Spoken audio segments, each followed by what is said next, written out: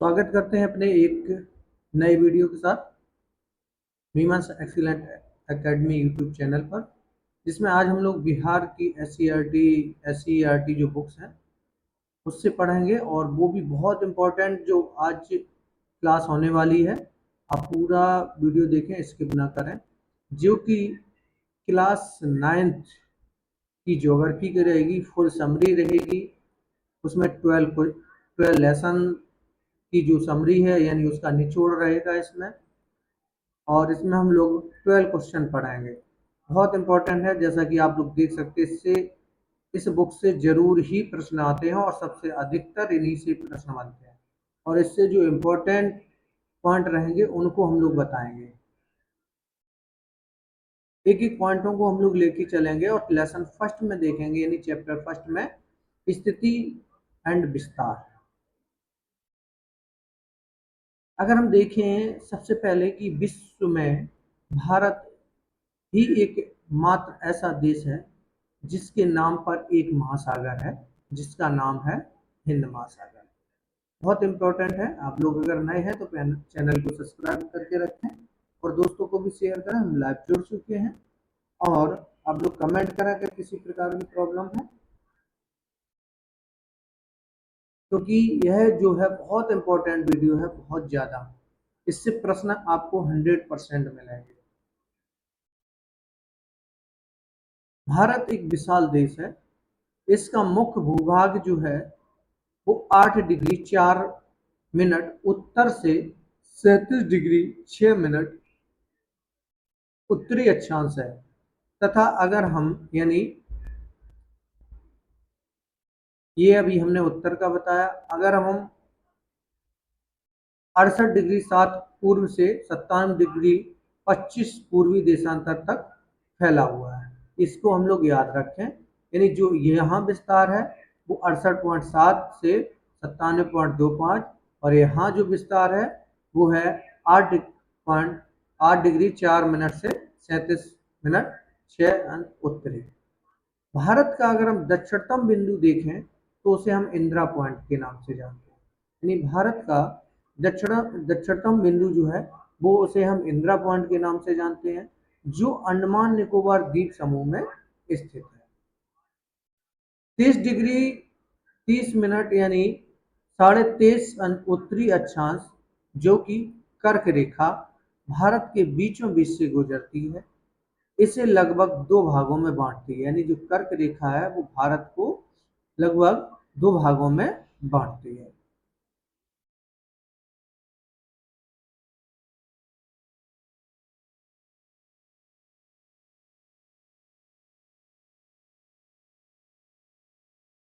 आगे अगर हम देखें, अब हम आकार देख लेते हैं।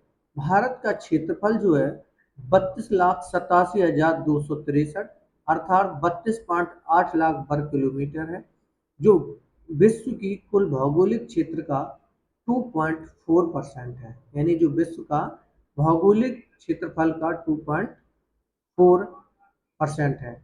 भारत के क्षेत्रफल की अगर सापेक्षिक स्थिति देखें अगर हम, तो यानी स्थिति के अनुसार तो सबसे पहले रूस है, फिर कनाडा है, फिर संयुक्त राज्य अमेरिका, चीन, ब्राजील, ऑस्ट्रेलिया।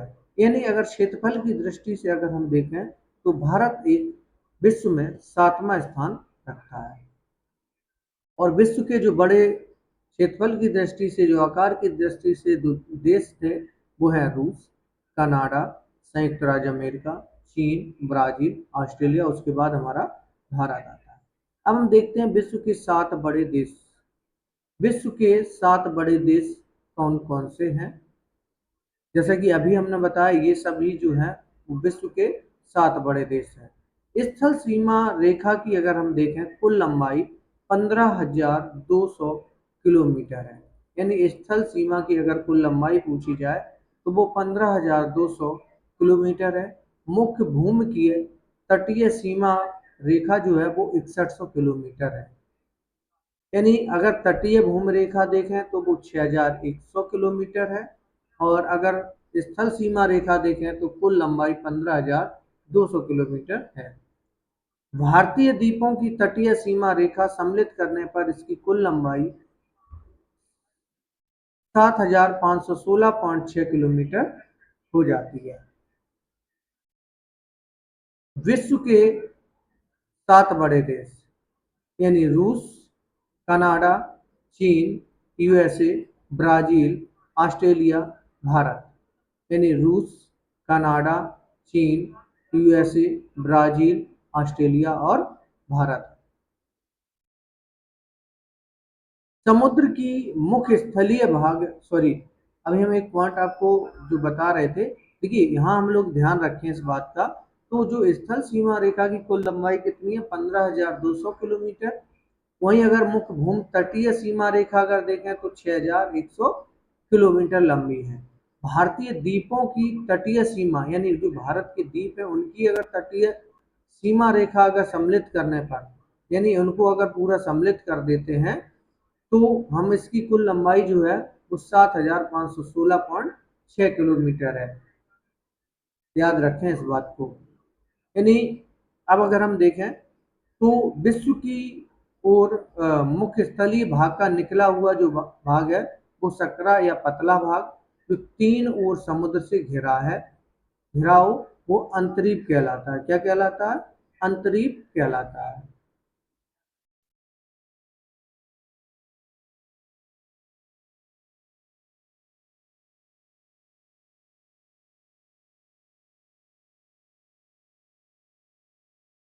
चलिए आगे देखते हैं हम। भारत में अरुणाचल प्रदेश और कच्छ के बीच स्थानीय में 2 घंटे का अंतर है। यानी अरुणाचल प्रदेश और अगर गुजरात के कच्छ के स्थानीय समय में अंतर अंतर देखें तो वो कितने घंटे का है? 2 घंटे का अंतर पाया जाता है। ऐसा स्थान, ऐसा दोनों में 30 डिग्री में 360 डिग्री देशांतर घूमते ही है। अतः एक देशांतर पार करने में पृथ्वी को 4 मिनट का समय लगता है। भारत की मानक देशांतर जो रेखा है वो 82 यानी 82.30 पूर्वी देशांतर है, जो कि इलाहाबाद नैनी से होकर के गुजरती है। भारतीय मानक समय ग्रीनविच स्टैंडर्ड टाइम 5.5 घंटे यानी 5 से 1/2 घंटे आगे है। यानी भारतीय मानक के ग्रीनविच स्टैंडर्ड टाइम से अगर देखें तो भारतीय मानक समय कितना है? 5 सही यानी 5.5 घंटे आगे है। केरल में सबसे छोटे एवं सबसे बड़े दिन में 45 मिनट का अंतर है, जबकि लेह जो लद्दाख की राजधानी में यह अंतर जो है वो 5 घंटे का पाया जाता है। यानी केरल में अंतर अगर देखें तो 45 मिनट का है, तो जबकि लद्दाख की राजधानी में अगर देखें तो वो 5 घंटे का अंतर हमें देखने को मिलता है।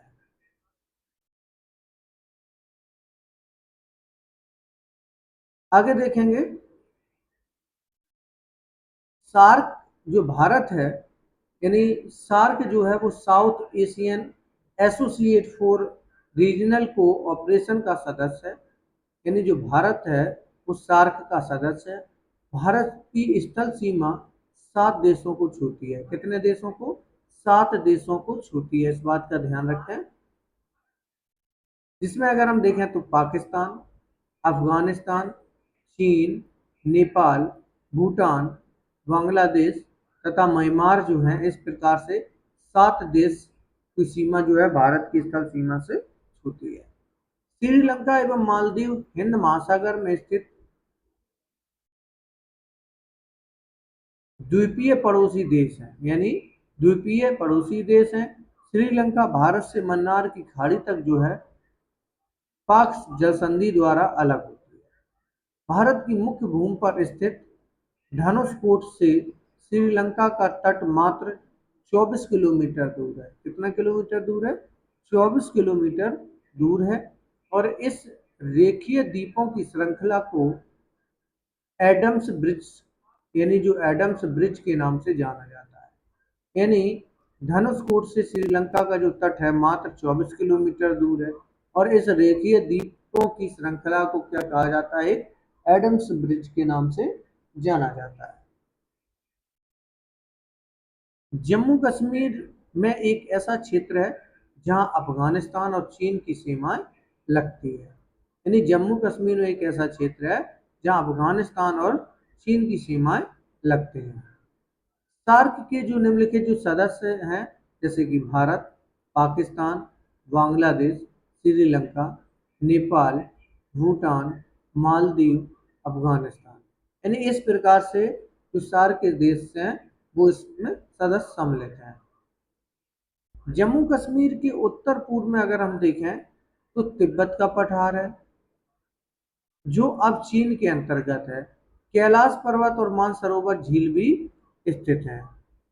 कोसी नदी जिसे बिहार का सूप कहा जाता है, इसका उद्गम अगर देखें तो वो नेपाल में हुआ है। दोनों देशों में कोसी नदी पर एक संयुक्त परियोजना विकसित हुई है। नेपाल में कोसी तटबंध के टूट जाने से 18 अगस्त 2008 को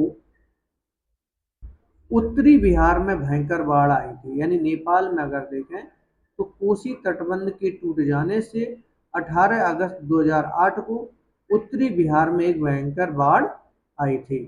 भारत एवं चीन की सीमा जो है वो रेखा हिमालय की श्रेणियों से होकर गुजरती है। यानी भारत एवं चीन की जो सीमा रेखा है वो हिमालय की श्रेणियों से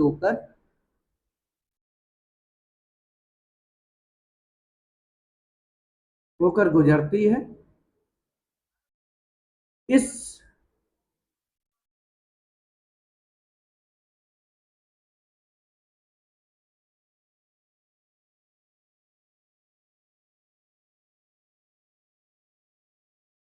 इस सीमा रेखा का नाम जो है मैकमोहन रेखा है।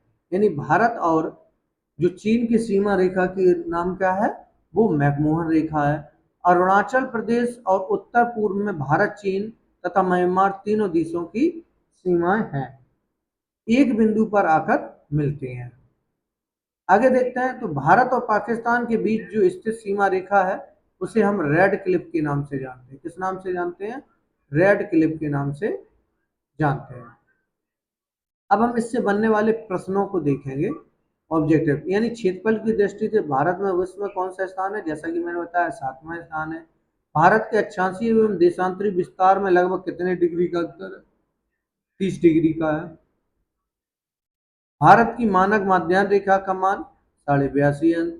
भारत की स्थलीय सीमा रेखा तटीय सीमा रेखा की लगभग कितनी बड़ी है? दुगनी है।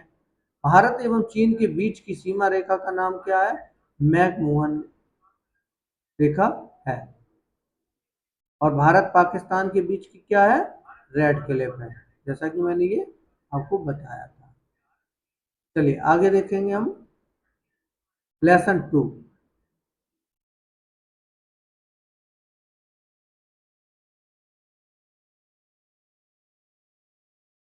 लेसन फर्स्ट के जो इम्पोर्टेंट पॉइंट थे वो हमने आपको बताए और बहुत ही बेस्ट थे।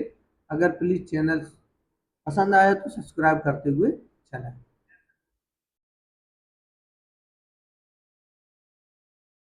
आगे देखें चैप्टर 2 में भौतिक स्वरूप, संरचना एवं उच्चावच। प्लेट विवर्तनिक सिद्धांत यानी इस सिद्धांत के अनुसार संपूर्ण भूपर्पटी कई प्लेटों में विभाजित है। भारत एक प्रायद्वीपीय पठारी का एक हिस्सा है। यानी जो भारत का जो है, भारत एक प्रायद्वीपीय पठार का हिस्सा है। प्लेट विवर्तनिक शब्द का प्रयोग तुजो विल्सन ने 1905 ईस्वी में किया, किंतु इस सिद्धांत को सर्वप्रथम डब्ल्यू जे मॉर्गन ने 1967 ईस्वी में प्रतिपादन किया है। इस सिद्धांत के अनुसार पृथ्वी की ऊपरी पट्टी 6 बड़ी एवं 9 छोटी छोटी प्लेटों से बनी है। फिर से देखते हैं। यानी इस सिद्धांत के अनुसार पृथ्वी की ऊपरी परपटी जो है वो 6 बड़ी एवं 9 छोटी प्लेटों से बनी है।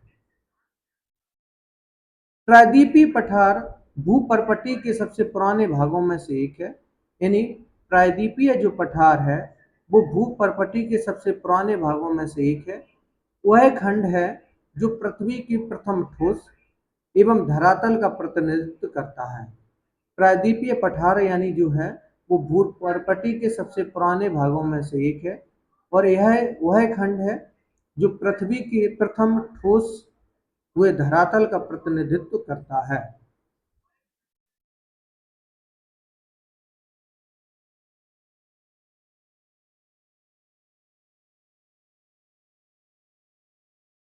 पृथ्वी की उत्पत्ति लगभग 5 अरब वर्ष पूर्व हुई थी। पृथ्वी की इस आयु को 4 महाकल्पों में बांटा गया है।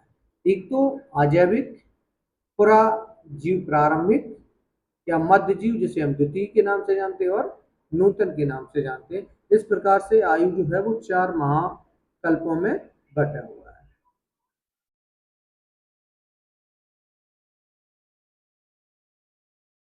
आगे देखेंगे, पूर्व कैम्ब्रियन की सबसे लंबी अवधि रही है। यह पृथ्वी की उत्पत्ति से लेकर आज से लगभग 55 करोड़ वर्ष पहले समाप्त हुआ था। यानी पूर्व कैम्ब्रियन की जो सबसे लंबी अवधि रही है, यह पृथ्वी की उत्पत्ति से लेकर आज से लगभग 55 करोड़ वर्ष पहले समाप्त हुआ। भारत 20 करोड़ वर्ष पूर्व सुदूर दक्षिण में था, जो कि गोंडवाना लैंड का भाग था। यानी भारत अगर देखें तो आज से लगभग 20 करोड़ वर्ष पूर्व जो है वो सुदूर दक्षिण में था, जो गोंडवाना लैंड का भाग था। इसी गोंडवाना लैंड में भारत, ऑस्ट्रेलिया और अफ्रीका तथा दक्षिण अमेरिका के क्षेत्र भी शामिल थे। चलिए अब नेक्स्ट पॉइंट हम देखते हैं। पूर्व में भूमंडल पर केवल एक ही भूखंड था, जिसे हम पेंजिया के नाम से जानते हैं। यानी पूर्व में भूमंडल पर केवल एक ही भूखंड था, जिसे हम पेंजिया के नाम से जानते हैं, और इसे उत्तरी भाग को हम अंगारा लैंड और दक्षिणी भाग को गोंडवाना लैंड के नाम से जानते हैं। यानी उत्तरी भाग को हम अंगारा लैंड और दक्षिणी भाग को गोंडवाना लैंड के नाम से जानते हैं। इसके मध्य में एक तैथिस सागर था, जो कि प्रायद्वीपीय पठार गोंडवाना लैंड का अंश है, और वास्तव में यही भाग भारत की आधार भूमि है। यानी लैंड का ये जो वास्तव में यही भाग जो है भारत की आधार भूमि है।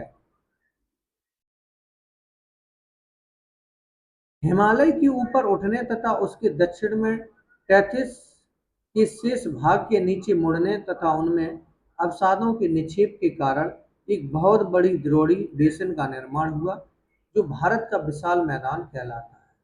यानी जो भारत का एक विशाल मैदान कहलाता है। अंडमान निकोबार द्वीप समूह निमज्जित उच्च पर्वतीय भूमि का अवशेष है, जबकि लक्षद्वीप का निर्माण प्रवाली निक्षेप द्वारा हुआ है। भारत के संपूर्ण क्षेत्रफल का 11% पर्वतीय भाग, 28% पठारी क्षेत्र है, और 18% जो है वो पहाड़ी क्षेत्र में सम्मिलित है।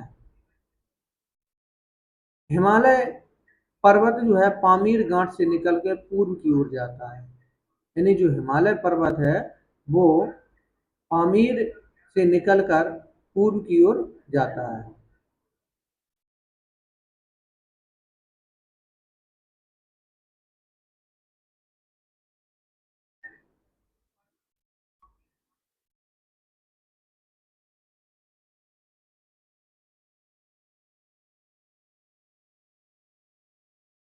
आगे देखते हैं। और 18% क्या पहाड़ी, 43% जो है भूभाग का जो मैदानी क्षेत्र है वो है। चलिए आगे देखेंगे अब हम। ब्रह्मपुत्र नदी को पार करने के उपरांत दक्षिण की ओर मुड़ जाती है। यानी ब्रह्मपुत्र नदी को पार करने के बाद जो है यह दक्षिण की ओर मुड़ जाती है। यह जहां ये पटकोई यानी अरुणाचल प्रदेश, नागालैंड, मणिपुर, लोसाई जो कि मिजोरम पहाड़ियों के नाम से विख्यात है, इसे पूर्वांचल की पहाड़ियों में भी कहा जाता है।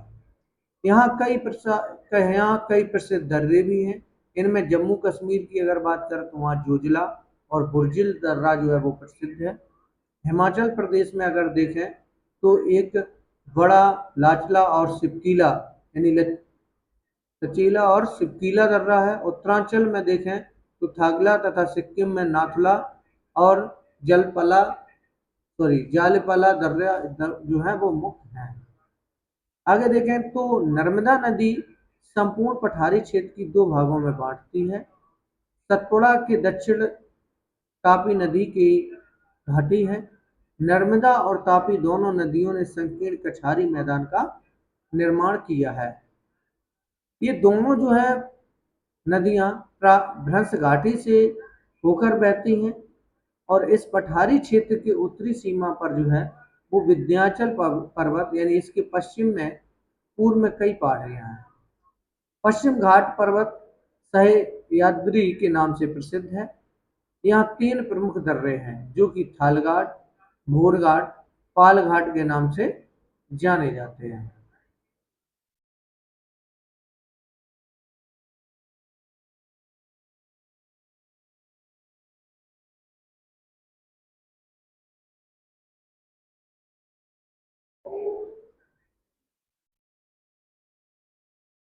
आगे देखेंगे हम पूरब में पूर्वी घाट की पहाड़ियां अत्यधिक कटी छटी हैं। यह की पहाड़ियों को काटकर महानदी गोदावरी, कृष्णा, कावेरी नदियां बहती हैं और उपजाऊ मैदान का जो है एक निर्माण करती हैं। पूर्वी घाट प्रमुख पहाड़ियों पर नेवार, उड़ीसा का महेंद्रगिरी, आंध्र प्रदेश का नलामलाई, पालकोंडा और बेलिकोंडा तथा तमिलनाडु का अन्नामलाई।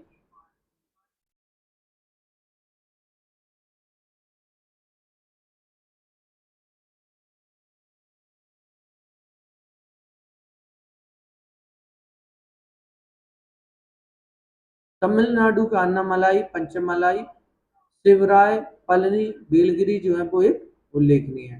कच्छ के रन का मैदान जो है वो समुद्री निक्षेप में उज्जमन से माना बना है। यानी कच्छ के रन का मैदान जो है वो समुद्री निक्षेप में उज्जमन से बना हुआ है। आगे देखें भौतिक विभाग यानी फिजिकल डिवीजन की अगर हम बात करें तो इसको देख लेते हैं। छह यानी भौतिक विभागों में बांट सकते हैं। हिमालय पर्वत श्रेणी, उत्तर का विशाल मैदान, दक्षिण का पठार, तटीय मैदान, भारतीय मरुस्थल, द्वीप समूह। यानी जो भौतिक भाग है अगर फिजिकल डिवीजन अगर देखें तो इसे छह भागों में बांटा गया है। हिमालय पर्वत श्रेणी, उत्तर का विशाल मैदान, दक्षिण का पठार, तटीय मैदान, भारतीय मरुस्थल, द्वीप समूह।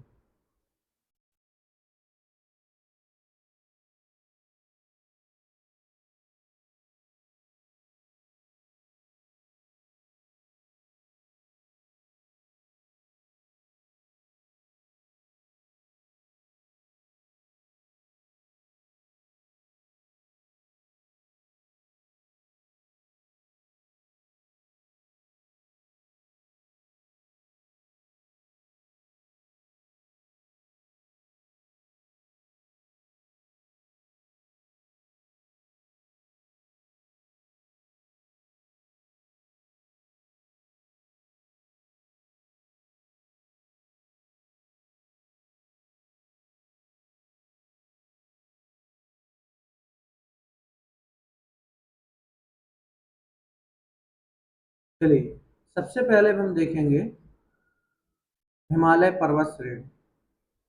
हिमालय पर्वत श्रेणी क्या है? हिमालय पर्वत श्रेणी जो है वो भूगर्भीय रूप से नवीन एवं बनावट दृष्टिकोण से बलित मोड़दार पर्वत श्रृंखला है।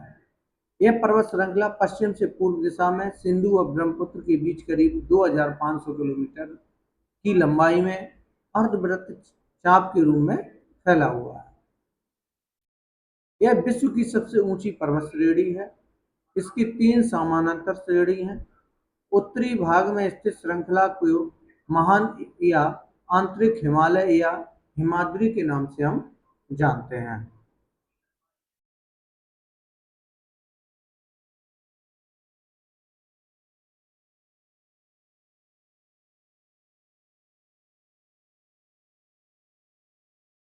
आगे देखेंगे अब हम इस श्रृंखला की विशेषता यह है कि इसमें सर्वाधिक ऊंचे शिखर तथा हिमालय की सबसे प्रमुख शिखर इसी में सम्मिलित हैं।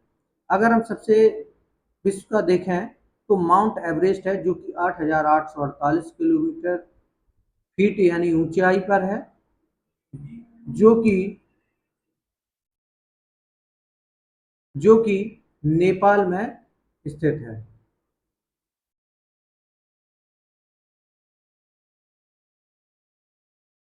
केटू अगर देखें,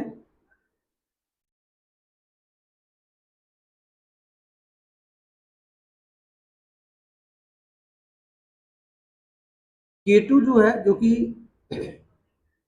माउंट गॉडविन ऑस्टिन यानी 8,611, जो कि भारत में स्थित है। कंचनजंगा 8,598 भारत में स्थित है। मकालू जो है नेपाल में स्थित है। धौलागिरी जो है वो नेपाल में। नंगा पर्वत भारत में। अन्नपूर्णा भारत। कामेट भारत। नामचा बरुआ भारत। और गुरुला मेधांता जो है वो नेपाल में स्थित है। यानी जो सबसे ऊंची पर्वत श्रृंखला जैसे है, अगर विश्व की पूछी जाए तो वो माउंट एवरेस्ट है, जो कि नेपाल में स्थित है। इसे सागर माथा के भी नाम से जाना जाता है। केटू जो है वो भारत की सबसे ऊंची चोटी है, जिसे हम माउंट गार्डवेन ऑस्टिन के नाम से भी जानते हैं, जिसकी ऊंचाई जो है 8,611 फीट है, जो कि भारत में स्थित है। उसके बाद कंचनजंगा। अति इस प्रकार से ये तीन चोटियां जो है वो प्रमुख हैं।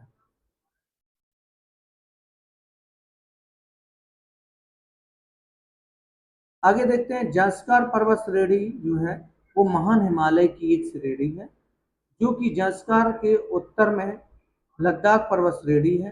हिमालय के उत्तर में काराकोरम है पर्वत श्रेणी, जिसमें ट्रांस हिमालय भी कहा जाता है।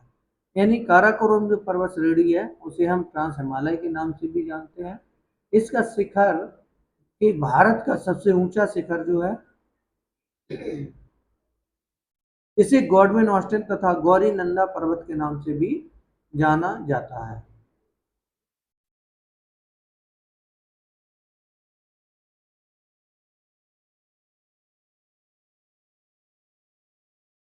महान हिमालय के समांतर दक्षिण में स्थित श्रृंखला को हम लघु हिमालय अथवा मध्य हिमालय के नाम से जानते हैं।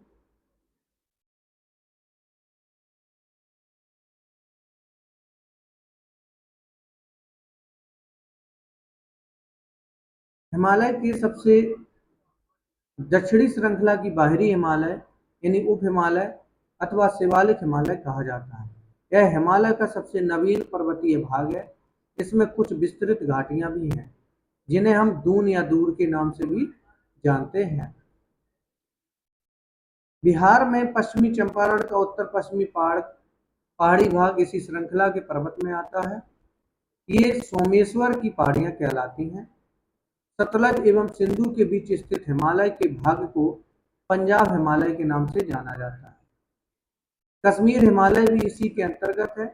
सतलज तथा काली नदियों के बीच स्थित हिमाचल हिमालय के भाग को हम कुमाई हिमालय के नाम से जानते हैं।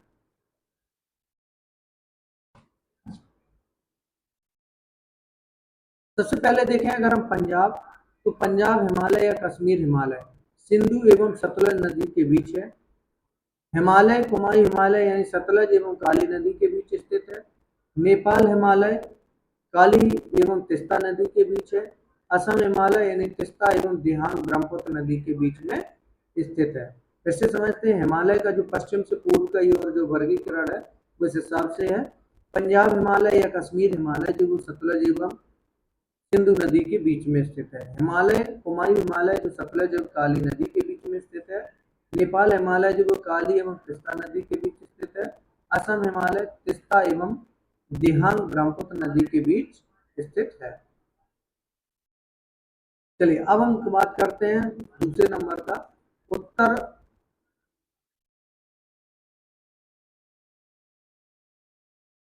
यानी उत्तर का विशाल मैदान।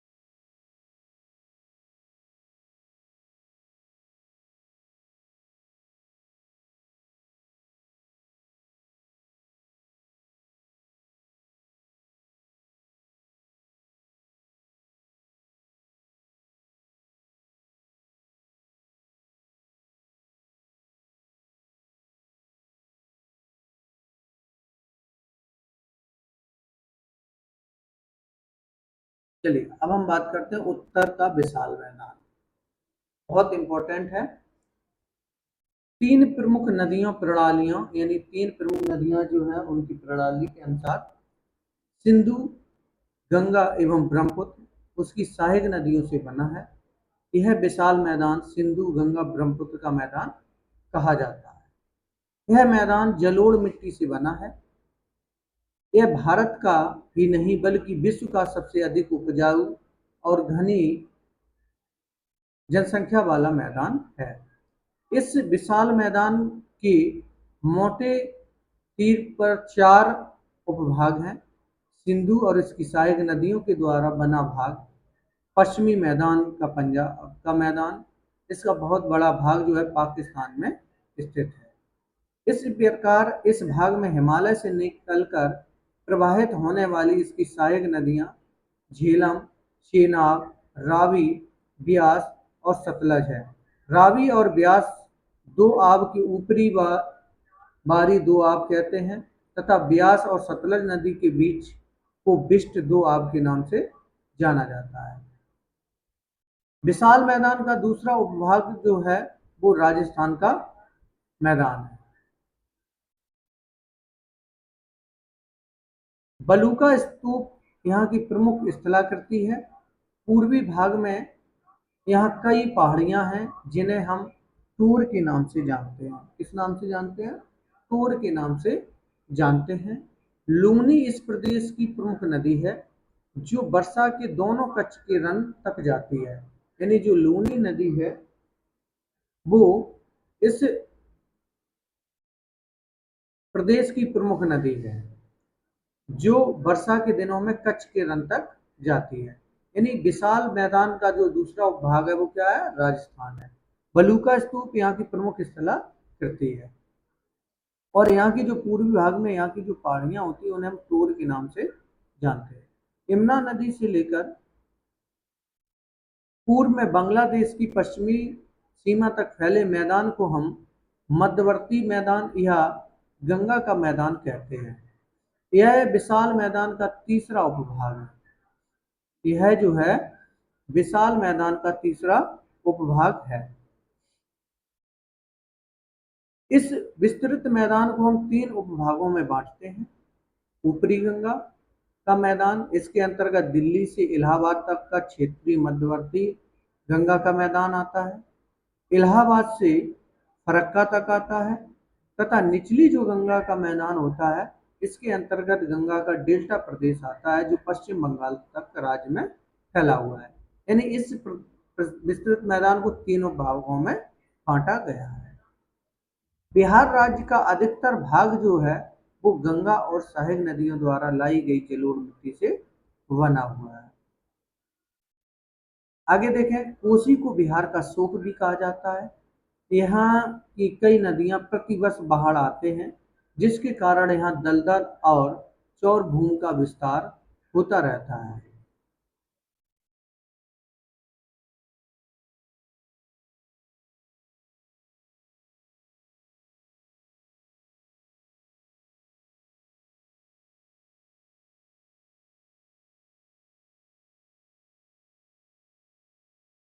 आगे देखेंगे हम ब्रह्मपुत्र का मैदान या पूर्वी मैदान असम राज्य में सदिया के उत्तर पूर्व से होकर धुबरी स्थान तक लगभग 650 किलोमीटर लंबा है। ब्रह्मपुत्र नदी इस मैदान के मध्य से गुजरती है और इस नदी के बीच स्थित मजोली द्वीप विश्व का सबसे बड़ा नदी द्वीप है। यानी ब्रह्मपुत्र नदी जो है उस वो इस मैदान के मध्य से गुजरती है और इस नदी के बीच स्थित मजोली द्वीप जो है विश्व का सबसे बड़ा नदी द्वीप है। भौतिक आकृतियों की भिन्नता के आधार पर विशाल मैदानों को जो चार भागों में बांटा गया है। गंगा के मैदान में जहाँ नदियाँ द्वारा पुरानी की ऊंची मैदान बन गई, वहाँ नदियों के बाढ़ का जल नहीं पहुँच पाता, उसे हम बांगर कहते हैं। और जो नए कछारी भाग होते हैं जो निचले मैदान है और जहाँ बाढ़ का जल प्रतिवर्ष पहुँचकर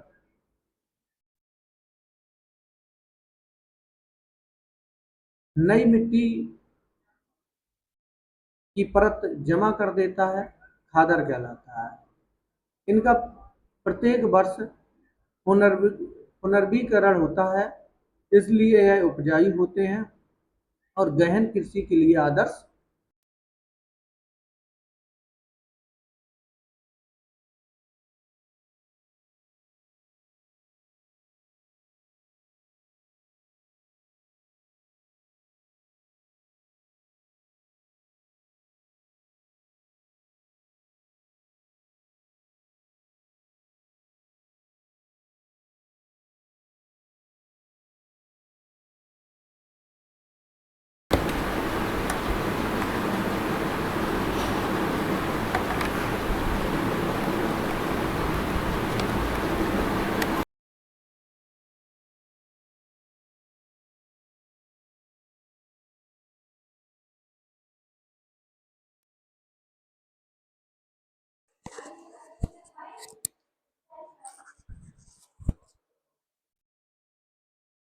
चलिए आगे देखेंगे दक्षिण का पठार।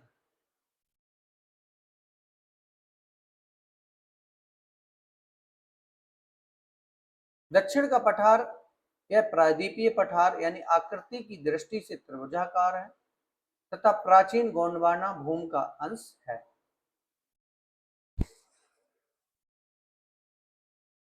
इसके उत्तर में अरावली, विंध्याचल और सतपुड़ा की पहाड़ियां, पश्चिम घाट पर्वत और पूर्व में पूर्वी घाट की पहाड़ियां स्थित हैं।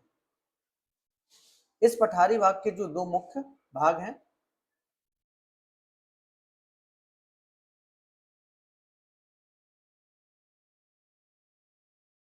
देखेंगे कि मध्य उच्च भूमि। मध्य उच्च भूमि क्या है? सबसे पहले अगर हम देखें, मध्य उच्च भूमि का एक अधिकतर भाग जो है वो मालवा का पठार कहलाता है और यह पठारी भाग में पूर्व में अगर देखें तो महादेव श्रृंखला और उत्तर पश्चिमी में अरावली और मध्य में विंध्याचल श्रृंखला से घिरा हुआ है।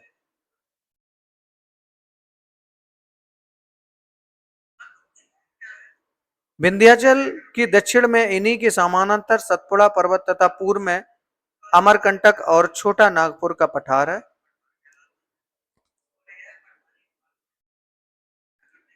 सतपुड़ा की 1350 मीटर ऊंची धूपगढ़ चोटी पंचमढ़ी पर है।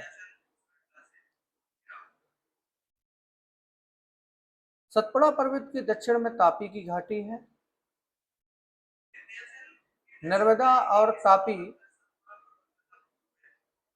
दोनों नदियां भ्रंश घाटियों से होकर बहती हैं।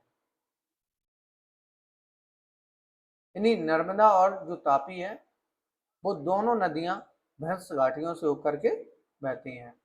अरावली की औसत ऊंचाई 300.920 मीटर तक है, किंतु दक्षिण में पश्चिम में आबू के निकट इनकी जो है सबसे ऊंची चोटी माउंट आबू की गुरु शिखर यानी 1722 मीटर ऊंचा है। अब नंबर 2 की बात करते हैं, दक्कन का पठार।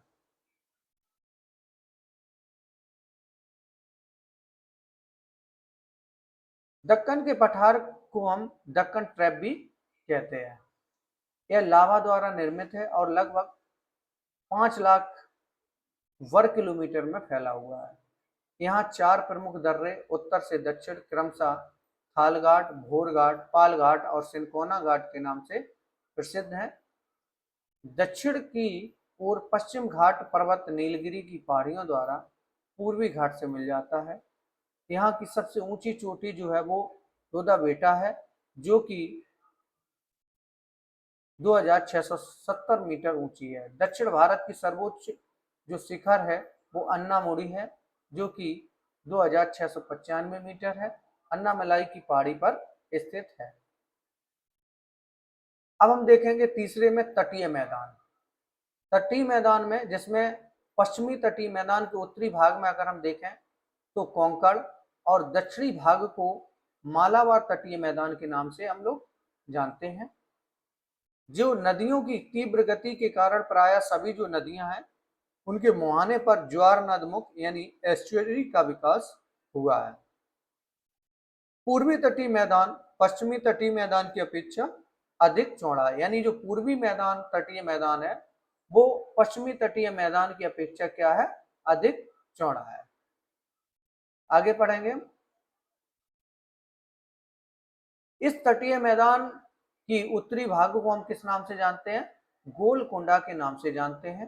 तट तथा दक्षिण भाग में को हम कोरोमंडल तट के नाम से भी जानते हैं, यानी जो दक्षिणी भाग है उसको हम किस नाम से जानते हैं, कोरोमंडल के नाम से जानते हैं। बहुत इंपॉर्टेंट है ये लेसन। लेसन क्या, ये पूरा वीडियो जो है क्लास 9th की बुक जो बहुत इंपॉर्टेंट है, इसमें हमने बहुत बारीकी से आपको बता रहे हैं और वो भी इंपॉर्टेंट फैक्टिंग। तीसरा भाग, पांचवा भाग अगर हम देखें तो भारतीय मरुस्थल, यानी राजस्थान के पश्चिम में एक बड़ा शुष्क प्रदेश है जो कि भारतीय मरुस्थल या राजस्थान का मरुस्थल के नाम से जाना जाता है। इसका मरुस्थल का जो कुल क्षेत्रफल है उसको अगर हम देखें तो 1,04,000 वर्ग किलोमीटर है। यहाँ पर अगर हम वर्षा देखें तो 15 सेंटीमीटर से भी कम होती है। एकमात्र बड़ी नदी यहाँ पर है जिसका नाम है लूनी नदी। क्या नाम है, लूनी नदी। चलिए अब हम बात करते हैं द्वीप समूह की। भारत के समुद्र सीमा के अंतर्गत 1,256 द्वीप हैं जो कि ये मुख्यतः दो समूह में है। कितने में, दो समूह में है। बंगाल की खाड़ी के द्वीप भी हैं जिसके 36 द्वीपों पर तो आबादी पाई जाती है और अरब सागर में 47 द्वीप हैं। कितने, अरब सागर में 47 द्वीप है।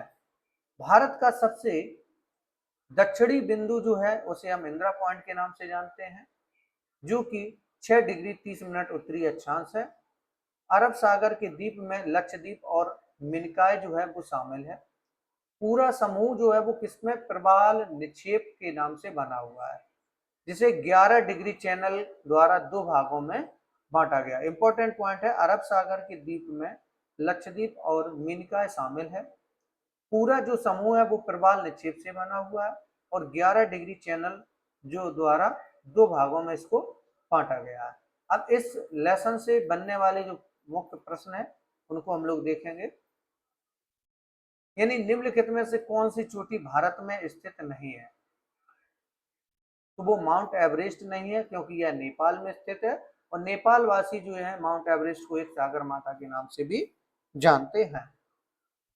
दूसरे प्रश्न की बात आती है, बिहार के उत्तर पश्चिमी किनारे पर हिमालय की कौन सी श्रेणी आती है, तो वो एक शिवालिक श्रेणी आती है बिहार के उत्तर पश्चिमी किनारे पर हिमालय के। ठीक है। तीसरा प्रश्न है, हिमालय के निर्माण में कौन सा सिद्धांत सर्वमान्य है, वो है प्लेट विवर्तनिक सिद्धांत। सैंडल चोटी की ऊंचाई कितनी है, 738 मीटर है।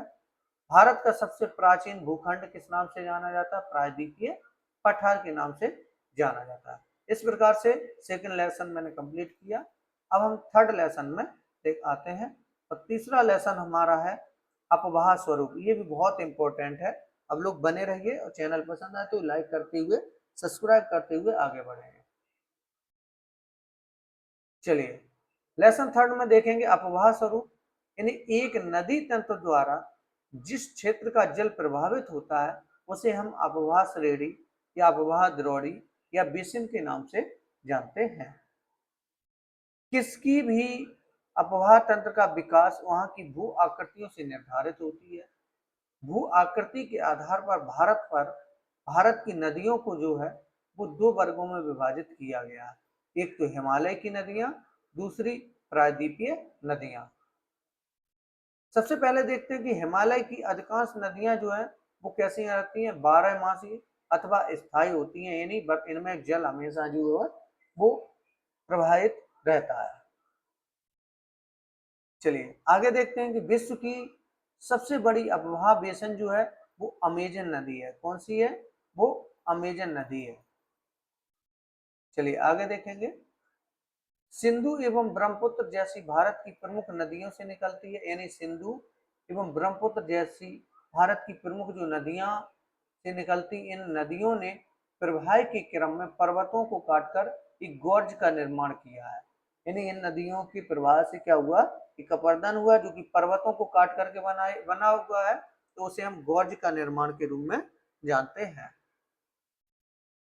चलिए आगे देखेंगे, यहाँ की अधिकांश जो नदियां हैं वो कैसी हैं, मौसमी हैं, जिसका स्रोत मुख्यतः वर्षा जल का है।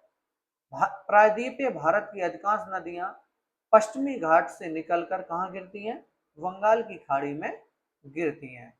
बंगाल की खाड़ी में जो गिरने वाली नदियों द्वारा डेल्टा और सागर में गिरने वाली नदियों द्वारा ज्वार नदमुख यानी एक्सचुरी का निर्माण होता है। ध्यान समझे पॉइंट को, यानी जो बंगाल की खाड़ी में गिरने वाली नदियां होती हैं वो किसका निर्माण करती हैं, वो डेल्टा का निर्माण करती हैं। और जो नदियां सागर में गिरती हैं उस वो ज्वार नदमुख यानी एस्चुअरी के नाम से उसका निर्माण करती हैं। सिंधु गंगा तथा ब्रह्मपुत्र हिमालय की प्रमुख नदियां, यानी सिंधु गंगा तथा ब्रह्मपुत्र जो है वो हिमालय की प्रमुख नदियां हैं। इसके अतिरिक्त प्रायद्वीपीय भारत में कई नदियां प्रवाहित होती हैं जो प्रायद्वीपीय क्षेत्र में बहती हुई बंगाल की खाड़ी या अरब सागर में गिरती हैं। नदियां अपने गोद से प्राकृतिक तटबंध निर्माण करती हैं या तटबंध बाढ़ क्षेत्र में मानव अधिवास के लिए सर्वाधिक उपयुक्त माना जाता है। चलिए सबसे पहले हम देखते हैं सिंधु नदी यानी अबवा क्षेत्र में। अब हम नदियों के बारे में एक एक नदियों के बारे में क्रमशः पढ़ेंगे और सबसे पहले देखेंगे सिंधु नदी। यानी सिंधु नदी जो है वो झील से निकलकर दक्षिण पश्चिम की ओर बहती हुई भारत में जम्मू कश्मीर के लद्दाख जिले में प्रवेश करती है। लद्दाख में सिंधु नदी गाज का निर्माण करती है जिसे हम गिलगिट या गौज के नाम से जानते हैं। यानी लद्दाख में सिंधु नदी गौज का निर्माण करती है जिसे हम गिलगिट गौज के नाम से जानते हैं। आगे देखेंगे मिठानकोट। मिठानकोट कहाँ स्थित है, पाकिस्तान के समीप सतलज, ब्यास, रावी, चिनाब तथा झेलम आदि नदियां जो है सिंधु से मिल जाती हैं।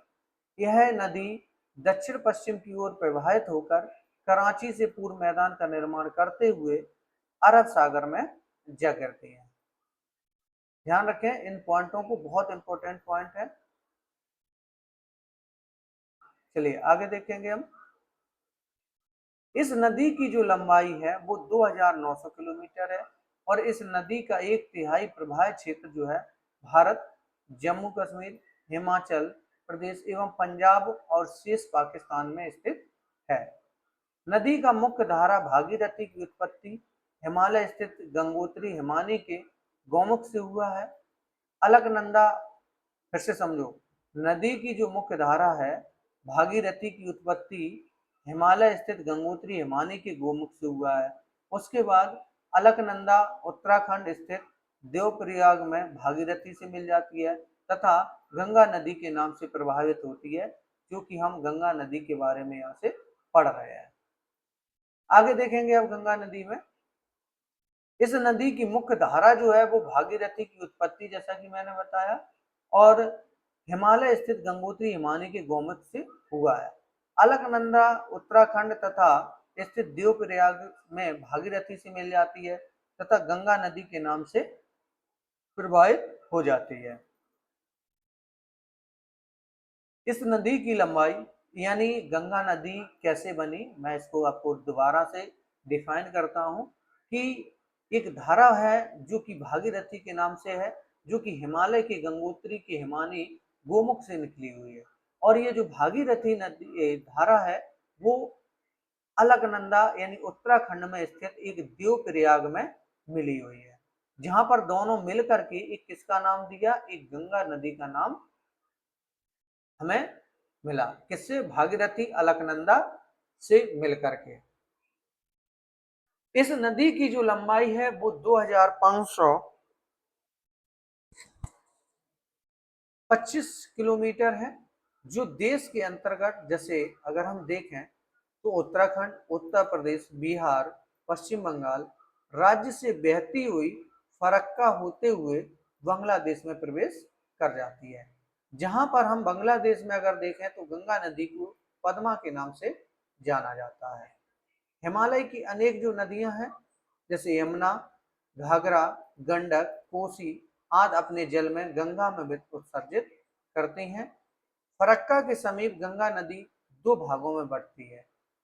प्रथम भाग हुगली गंगा की वितरका के रूप में डेल्टा से होते हुए बंगाल की खाड़ी में जा गिरती है।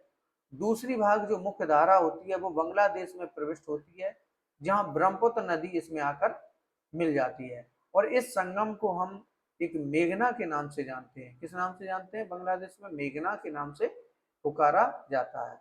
गंगा एवं ब्रह्मपुत्र नदी जो है वो बंगाल की खाड़ी में गिरने से पूर्व एक विशाल डेल्टा का निर्माण करती है, और इस डेल्टा का नाम होता है सुंदरबन डेल्टा। क्या नाम होता है? सुंदरबन डेल्टा के नाम से जानते हैं। चलिए अब हम देखेंगे सबसे पहले ब्रह्मपुत्र नदी। अब इसमें गंगा नदी के बाद हम ब्रह्मपुत्र नदी पढ़ेंगे।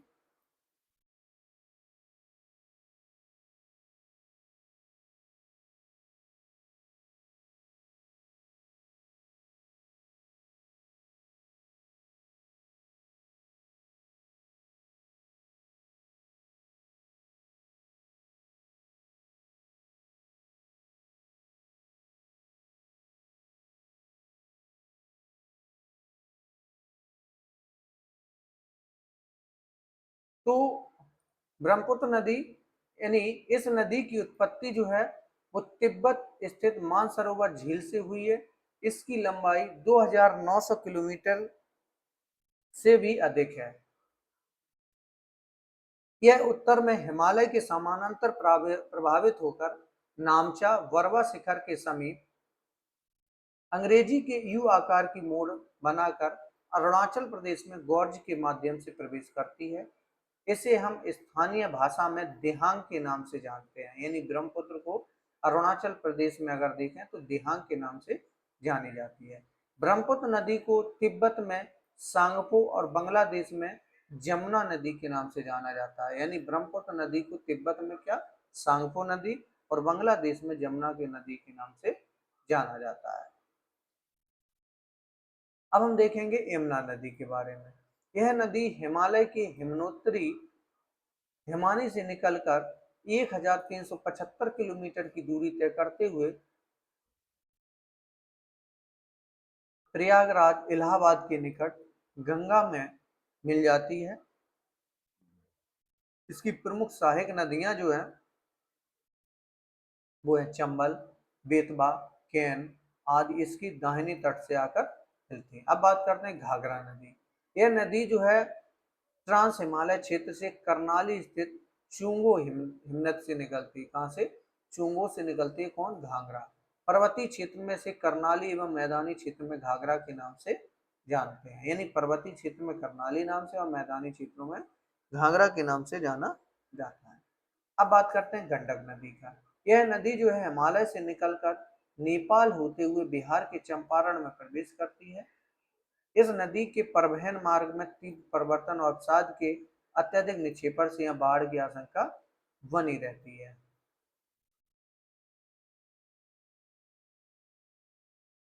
अब हम बात करते हैं कोसी नदी।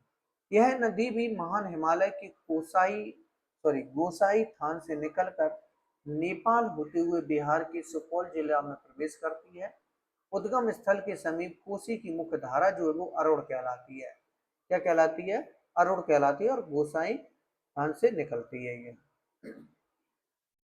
गंगा द्वारा लाई गई नवीन जलोढ़ निर्मित वाड़ मैदान, जिसे हम टाल के नाम से भी जानते हैं, अन्य धाराओं को समाहित कर कुर्सेला यानी सहरसा के निकट गंगा से जाकर मिल जाती है।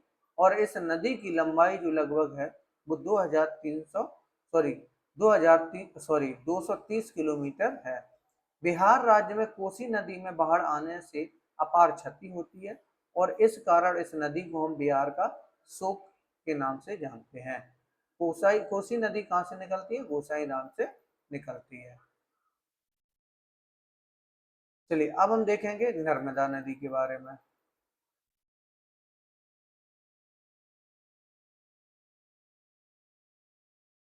नर्मदा नदी मध्य प्रदेश में अमरकंटक के निकट मैकाल की पहाड़ी से निकलने वाली नर्मदा नदी पश्चिम की ओर भ्रंश घाटी में बहती है। जबलपुर के निकट भैरा घाट में संगमरमर के शैलखंडों में यह नदी गहरे गाद से बहती है तथा धुआंधार प्रपात जिसे हम कपल धारा के रूप में निर्माण करती है। यह प्रायद्वीप भारत की दूसरी सबसे लंबी नदी है। यह जो है प्रायद्वीप भारत की दूसरी सबसे लंबी नदी है।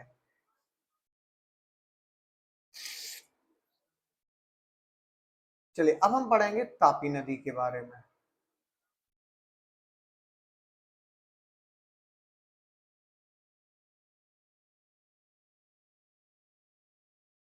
तापी नदी के बारे में अगर हम देखें तो तापी नदी मध्य प्रदेश में बैतूल जिला में स्थित सतपुड़ा की पहाड़ी से निकलती है।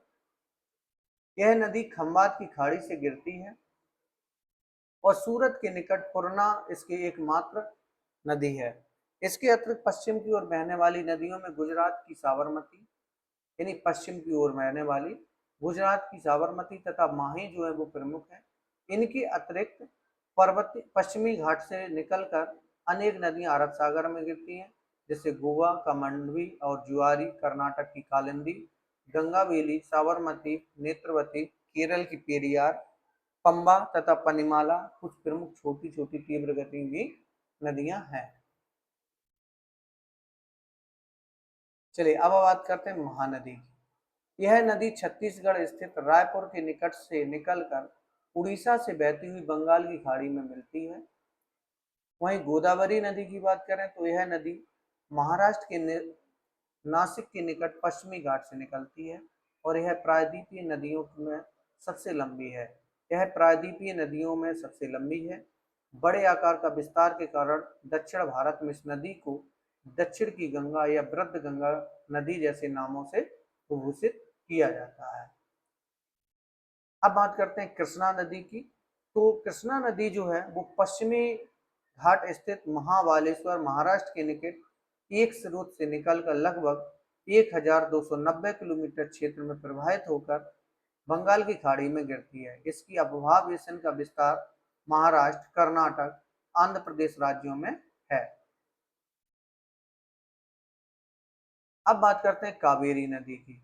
कावेरी की उत्पत्ति पश्चिमी स्थित ब्रह्मगिरी पहाड़ी से हुई है।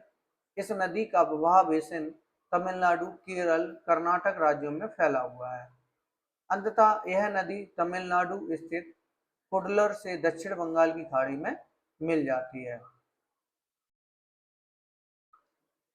चलिए अब हम बात करें उपरोक्त नदियों के अतिरिक्त भी कई छोटी छोटी नदियां हैं जो पूर्व की ओर बहती हैं, जिनमें दामोदर, ब्राह्मणी, बैतरणी और स्वर्ण रेखा जो है वो उसकी प्रमुख है। शिव समुद्रम जलप्रपात प्रपात जो है भारत का दूसरा सबसे बड़ा प्रपात है जो कि कावेरी नदी पर है। जलप्रपात की बिजली घर से मैसूर तथा कोलार स्वर्ण क्षेत्र को विद्युत प्रदान करता है। भारत का सबसे बड़ा जो जलप्रपात कौन सा है, वो कुंचिकल जलप्रपात जो कि कर्नाटक के विभोगा जिले में स्थित है। अभी तक हमने नदियों के बारे में पढ़ा। अब हम पढ़ेंगे जलाशय या झील के बारे में। बहुत इंपॉर्टेंट है। कश्मीर में डल तथा बूलर झील है। नैनीताल राजस्थान में सावर झील, बेगूसराय में कावर पक्षी, बिहार बेतिया में सरैयामान, दरभंगा में लक्ष्मी सागर जैसे स्थित हैं। यानी कश्मीर में डल तथा बूलर झील, नैनीताल राजस्थान में सांवर झील, बेगूसराय में कावर पक्षी, बिहार बेतिया में सरैयामान, दरभंगा में लक्ष्मी सागर जैसे स्थित हैं। निर्माण की दृष्टि से झीलों को जो है निम्नांकित प्रकार हैं इसके। सबसे पहले अगर हम देखें तो धसान घाटी झील, यानी धसान घाटी में जब जल जमाव होता है तब इस प्रकार की झील बन जाती है। अफ्रीका में इस प्रकार की झील की संख्या जो वो अधिक है। विक्टोरिया, रुडोल्फ, न्यासा के इसके उदाहरण है। भारत में तिलैया बांध द्वारा धसान में कृत्रिम झील बनाई गई है। यानी भारत में तिलैया जो बांध द्वारा कृत्रिम धसान कृत्रिम झील बनाई गई है। आगे देखें गोखुर झील, बेतिया का सरैयामान या बेगूसराय का कावर झील इसके उदाहरण है। यानी गोखुर झील क्या है, बेतैया का सरैया मान या बेगूसराय का कांवर झील इसके प्रमुख उदाहरण है। क्रेस्टर झील क्या होती है? जब क्रेटर झील यानी जब ज्वालामुखी में क्रेटर से राख और लावा का आना बंद हो जाता है, जब क्रेटर में वर्षा का जल जमा होकर झील में परिणत हो जाता है, उसे हम बोलेविया या टिटिकाका या टर्की का वॉन झील इसके प्रमुख उदाहरण है। भारत में लोनार जो झील है इसी प्रकार से निर्मित है। लेगून झील देखें तो लेगून का उदाहरण भारत तथा चिल्का एवं पुलिकट झील है। अवरोधक झील के अंतर्गत कभी कभी पर्वतीय प्रदेशों एवं भूस्खलन के कारण चट्टानें गिरकर नदियों के प्रवाह को रोक देती हैं, तो इसमें भी झील बन जाते हैं। इसे हम अवरोधक झील के नाम से जानते हैं। हिमानी झील यानी हिमालय क्षेत्र में हिमानी द्वारा निर्मित झीलों में नैनीताल, भीमताल, सातताल अति सुंदर इसके हिमानी झील के उदाहरण हैं। भूगर्भीय क्रिया से निर्मित झील जम्मू कश्मीर में अगर देखें तो बूलर झील जो है वो मीठे पानी भारत की सबसे बड़ी झील है। जल विद्युत पैदा करने के लिए नदियों पर बांध लगाए जाने से भी झील का निर्माण हुआ, जैसे भाखड़ा नागल परियोजना का विकास, गोविंद सागर बल झील का निर्माण, लोकटक या बड़ियानी जैसे कई मीठी झील के साथ साथ राजस्थान का लवड़ सामर झील भी इस प्रकार के झील इसमें सम्मिलित हैं। अब हम पढ़ेंगे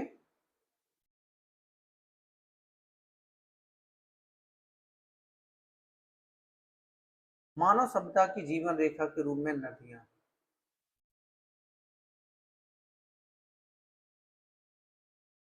सिंधु घाटी में हड़प्पा, मोहनजोदड़ो, होंग की घाटी चीन तथा नील नदी घाटी में मिस्र की सभ्यता का विकास नदियों के कारण ही हुआ है। प्रागैतिहासिक मानव संस्कृति की खोज का प्रथम श्रेय जो है वो फ्रांस के वॉचर द परथेस को है। इन्होंने विभिन्न प्रमाणों के अध्ययन के पश्चात पेरिस की सीन नदी सभ्यता का उद्भव केंद्र बनाया। डॉक्टर मित्रा ने मानव उत्पत्ति का केंद्र शिवालिक के दक्षिण हिमानी के पिघलने से निर्मित नदी घाटी को बताया है। पटना स्थित गांधी सेतु भारत का सबसे लंबा सड़क पुल है, जिसका निर्माण 1984 में हुआ था। बड़े आकार की झील को समुद्र भी कहा जाता है, जिसे कैस्पियन सागर, मृत सागर, अरल सागर। पर्यावरणीय दृष्टि से किसी राष्ट्र की कुल भूभाग का 33% जो वो भाग है वो वनाच्छादित होना चाहिए। भारत सरकार ने गंगा कार परियोजना में को 1985 से स्टार्ट किया था। टिहरी परियोजना विकास का भागीरथी नदी पर जो 2400 मेगावाट विद्युत प्रदान करती है। पंडित नेहरू प्रथम प्रधानमंत्री नदी घाटी परियोजना को आधुनिक भारत का मंदिर कहा था। यानी पंडित नेहरू ने यानी जो प्रथम प्रधानमंत्री थे उन्होंने नदी घाटी परियोजना को आधुनिक भारत का मंदिर कहा था। भागीरथी नदी पर स्थित टिहरी परियोजना विश्व की 5वीं और एशिया की सबसे बड़ी नदी घाटी परियोजना है। भारत की सर्वाधिक प्रदूषित नदियों में साबरमती, माही, यमुना जो है वो प्रमुख है। अब हम इससे बनने वाले प्रश्न देखेंगे, इस लेसन से बहुत इंपॉर्टेंट रहेंगे। पहला प्रश्न अगर हम देखें तो लक्ष्मी सागर जो झील है वो किस राज्य में स्थित है? बिहार में है। कौन लवड़ी झील है? साबर जो कि राजस्थान में। गंगा नदी पर गांधी सेतु जो है वो किस पर है? जो सबसे बड़ा पुल है जो कि पटना में है। कौन सी नदी भ्रंश घाटी से होकर बहती है? वो है तापी। यानी कौन सी नदी प्रायद्वीपीय भारत की सबसे लंबी नदी? गोदावरी। सिंधु जल समझौता कब हुआ था? 1960 में हुआ था। अब हम इस लेसन को नेक्स्ट वीडियो में पढ़ेंगे और यहाँ से पार्ट 1 ये हमारा रहेगा और पार्ट 2 में हम लोग पढ़ेंगे चैप्टर 4 जलवायु के बारे में। तब तक के लिए हम आपसे स्टॉप लेते हैं और मिलेंगे नेक्स्ट वीडियो में लेसन 4 के साथ। तब तक के लिए जय हिंद, जय भारत, धन्यवाद।